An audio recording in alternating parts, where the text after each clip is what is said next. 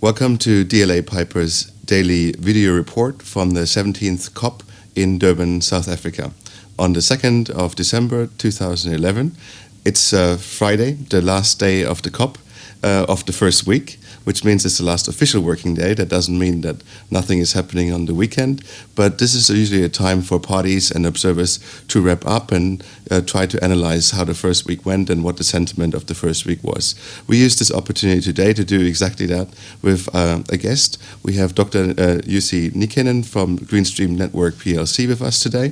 GreenStream Network PLC is a leading Northern European company focusing on asset management and investments in carbon renewable and energy markets. Established in 2001, GreenStream, with over 40 experts, has a presence in Beijing, Berlin, Helsinki, Kiev, and Moscow, and manages, amongst other things, 4 funds with a sum of over 140 million euros. The key target market for GreenStream is China, and the company is currently engaged in about 60 projects in China and has established a JV with Juno Capital for cooperation on CDM projects and general climate investments. It is the manager for a number of funds for companies including European Bank of Reconstruction and Development and the EIB, the European Investment Bank. Jussi himself is chairman of the board and founding partner of GreenStream and has over 20 years of experience in energy and environmental market and has quite an impressive academic background as well. So I'm very pleased to have you here today with us. Thank you for being here. And let's go straight to, I think, one of the most important questions to me personally. We know each other, and I was wondering, so you're representing the private sector, and this is a government organization or an international organization meeting. It's the United Nations Framework Convention on Climate Change. You don't have an official role here other than the role of an observer, whereas the parties are the countries. Why are you here as a private sector observer, and what draws you here to Durban, South Africa? Well, climate change is a huge challenge, and I think every sector should play a role in solving the problem. And private sector, what we can offer is that we can help in creating a framework which enables getting more financing into the projects. We can deliver clean solutions to reduce emissions, clean tech solutions. So I would say that the participation of private sector is a must. We can't solve the problem without private sector, and of course that's the reason why I am here, following the discussions.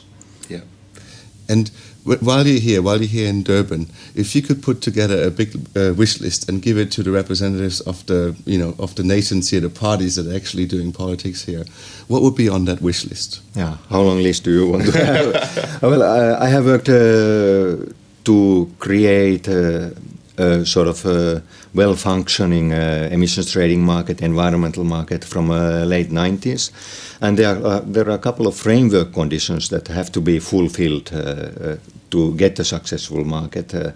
One is that we have to have transparency, we have to have predictability, we have to have liquidity, and we have to have the right balance between supply and demand.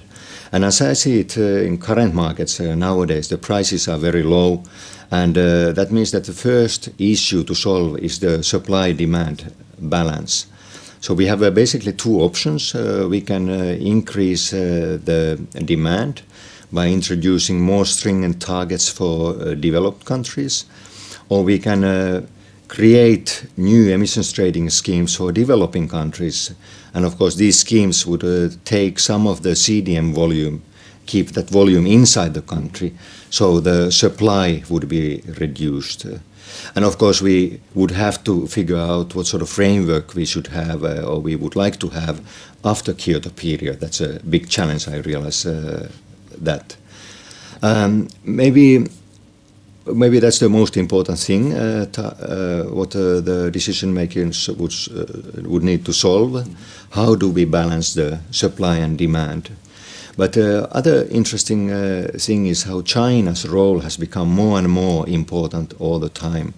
So China is hosting close to half of the CDM projects. They have the targets for energy efficiency. They put lots of money to renewable energy. They have targets for CO2 reductions. And I think the number 1 on the wish list would be hope that the international community works very closely with China, tries to promote the Chinese activities as much as possible, and sort of supports the positive development, because that's the key, that if we work together, then we can reach something good. Yeah. And even if like this wish list will not be implemented immediately here in Durban, and I mean you've been in this process a long time, I think we understand that this process does not deliver every year huge outcomes and clear solutions. It's a progression into finding the right solutions and compromise between the parties. But if you don't see this delivering at this COP, how do you prepare your business or where do you see the opportunities for your business in the short, mid and long term future? Yeah, well, if this COP meeting wouldn't deliver as expected, the climate change wouldn't disappear. We still would like to increase the use of renewable energy. We still would like to have more efficient technical solutions. So the market is there, no matter what happens. And GreenStream expertise clearly has a place in that market. So, of course, it would be a disappointment if we don't get good conclusions out from here, and that would have a negative effect for the short-term markets. But in mid-term, in long-term, the market will grow. That's for sure. If you don't get a UN-driven market up and running, or if something happens with that, we will see local initiatives, national schemes, bilateral schemes.